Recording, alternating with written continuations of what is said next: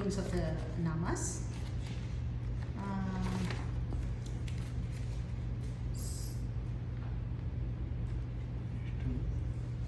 So we finished with the verse 4, right? So we are going on to verse 5. So verse 5.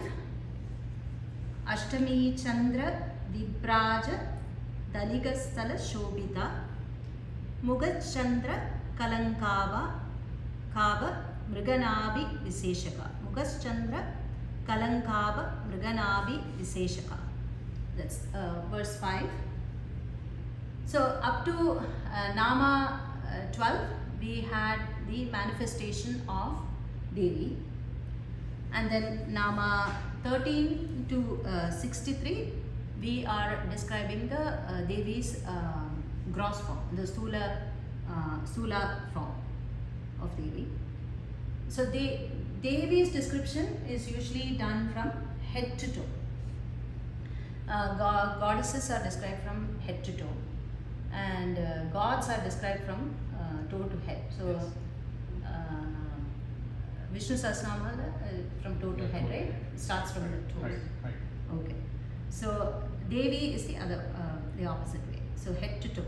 So we started from the previous verse, which is Nama verse 4, Nama 13, which was Champaka Shoga Punnaga Saugandhiga Lasatkaja Kuruvinda Manisreni Kanat Kotira Mandita, which was Devi has adorned in her hair the 4 types of flowers: Champaka, Ashoka, Punnaga, and Saugandhika.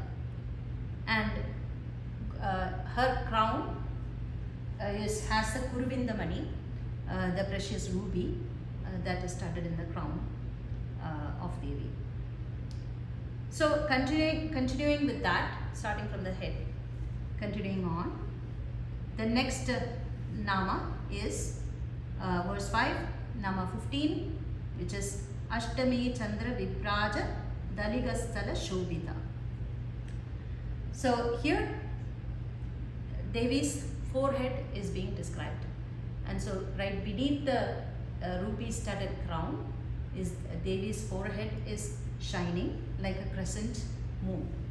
That is the meaning. Ashtami is the 8th night of the moon cycle, of the lunar half cycle, and it is supposed to be a nice, a beautiful shape, right? Half crescent shape, and both in waxing and waning. So that is why the Ashtami is used here to compare Devi's forehead under the crown, and it is shining. So it's also half, so it looks beautiful in both sides. The both dark sides, side and the waxing and waning both are equal, half. It looks the same.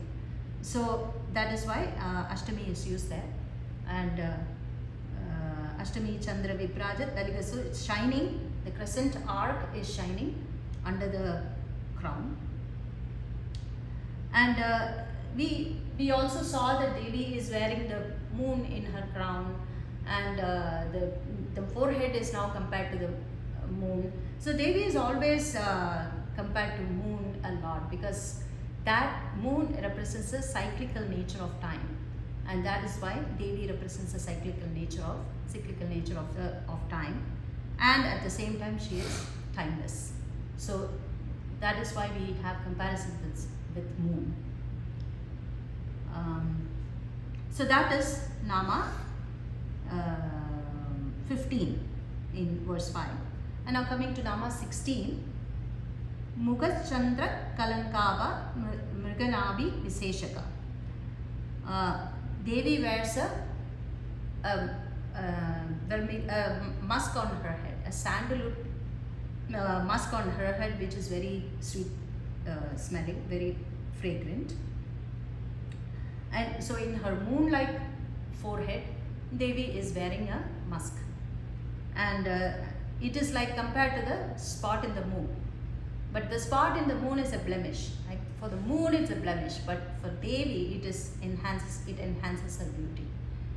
So that is why Kalanka is the Kalank, right? It's the blemish for blemish, yes, right? So even though it is a blemish for the moon, for Devi it is a beauty. And so she wears the musk on her forehead. And so that is verse 5. And now going on to verse 6, which is Vadanasmara Mangalya Grihatorana Chillika Vaktra Lakshmi Parivaha Chalan Meenabha Lochana. Vadanasmara Mangalya Grihatorana Chillika Vaktra Lakshmi Parivaha Chalan Meenabha Lochana. So verse 6, Nama 17 is Vadanasmara Mangalya Grihatorana Chillika. So here there is a, now in the next, after the forehead comes the eyebrows. So eyebrows are a very interesting comparison here. The eyebrows, her eyebrows are compared to the archway that is leading to the palace of Kama, god of love, palace of Kama. So her arch of the eyebrow is compared to the arches of the Kama's palace, and it is to show the sensual nature of Devi. So Devi is not just dry or austere, you know. She is sensual. She is even erotic. So that to show that Kama's palace is being brought here, and it is said that Kama even modeled his palace after Devi's face. So, just to say that her face is compared to the palace of Kama because it is beyond imagination and beauty. And to bring that out, it's poetically said here. Vadanasmara Mangalya Grihatorana Chillika. So that is Nama 17, and coming to Nama 18, which is Vaktra Lakshmi Parivaha Chalan Meenabha Lochana.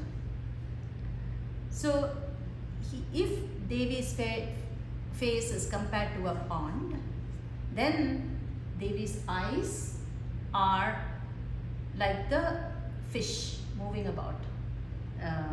The fish that is moving about in the water. So you can imagine how fast the fish will be moving in water. It's to represent the dynamic nature of her eyes. Now here, why we have if Devi's face is a still body of water, then the eyes are like a dynamic fish. Why? Why is this comparison said here? This is because Devi's eyes have to move at a very fast pace. So it is being compared to a fish moving about in a pond, because Devi, in order to bestow her grace upon all her prajas, all her devotees, her eyes have to move like that of a fish in water. So that is why the moving eyes is compared to the fish.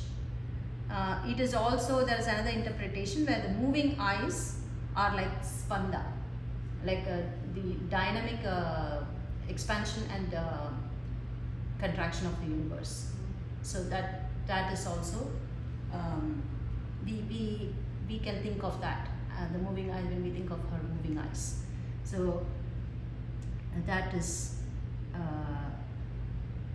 so it is said that Devi's glances will readily come to a devotee's rescue in all circumstances, and it is compared to the fish to portray the urgency, because a fish will never stop to gasp for breath. It's constantly moving, right? So like that, at any time the devotee needs Devi, Devi will appear. So that is also to show that urgency, that Devi's eyes are compared to the fish. It's another nice interpretation here. Fish eggs become fertile by mere glance of mother fish, which eggs are laid, but the mother has to look at the fish, look at the eggs to become fertile. Yeah. Same way, Devi's In the same manner, she, with her mere glance, nourishes the universe. Nourishes the universe. That's why it's compared to a fish. It's more than the shape of the eyes and all that. It's her glance and how powerful that glance is. To remind us of that, we have been given all these nice comparisons. Very beautiful interpretations. Poetic imagination. Okay, so that is verse. We finished verse 5 and 6 today.